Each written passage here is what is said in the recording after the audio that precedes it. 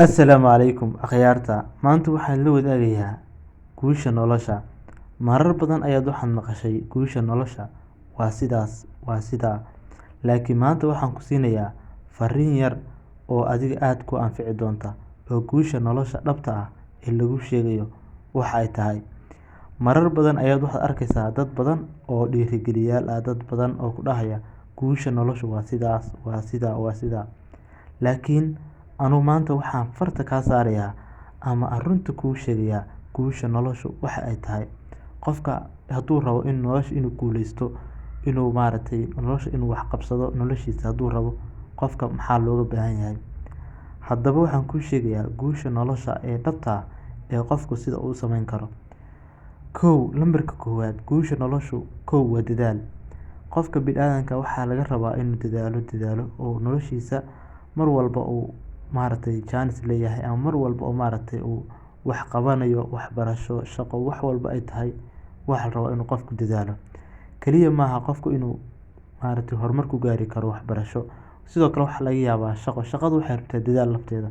Haddii aad shaqadaada ku dadaashid, sidoo kale iyadana waxay kugu ridaysaa wadada guusha. Wadada guusha waxay noqotay dadaal bay noqotay. Dadaal baa heshay, maxaa kaloo laga rabaa? Sidoo kale waxa weeye waa fursad. Sidoo kale fursadu inaad ka faa'iideysato.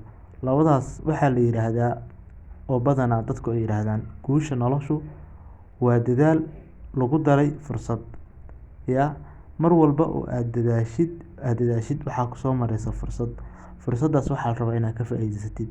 Fursadda haddii aad ka faa'iideysatid waxay kuu geynaysaa fursad kaloo weyn.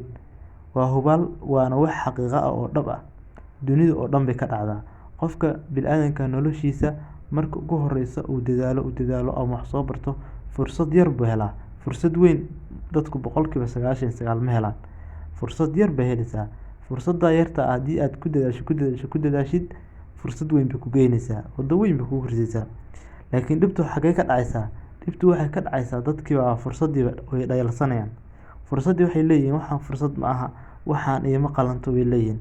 Laakiin ma oga fursaddan yarta ay diidayaan inay tahay gaarigii ama diyaaraddii gelin lahayd fursadda weyn ay rabaan. Ma oga inay tahay sababtoo ah qofka bini'aadanka noloshiisa waxa ku taxalluqa waxyaabo badan. Qof walba bini'aadan wuxuu soo maray jaranjaro noloshiisa, system jaranjaro ku soo socday. Ma jirin qof noloshiisa kor intuu ka soo bilaabo ilaa hoos yimaaday. Weligaa haddii aragtid qof noloshiisa intuu hadiiba aaday, waa la shaki hoos u imaanayaa, mar unba hoos u soo dhacaya. Ma garat? Laakiin noloshu waxay tahay, nolosha dhabta ah waxay tahay qofku inuu dadaalo. Markuu dadaalo, fursad baa soo maraysa. Fursadda markay ku soo marto waa inaad ka faa'iideysataa oo fursadda waa inaad dhayalsan. Fursadda waa inaad dhihin fursaddaas ima qalanto, waxaas ima anfacayaan waa inaad dhihin. Waa inaad ogaataa fursadda yarta waa fursaddii ku gelin lahayd fursadda weyn. Waayo fursaduhu way isku xigaan. Fursad yar markaa heshid waa khasab fursad weyn ku geynaya haddaad dadaashid waaye.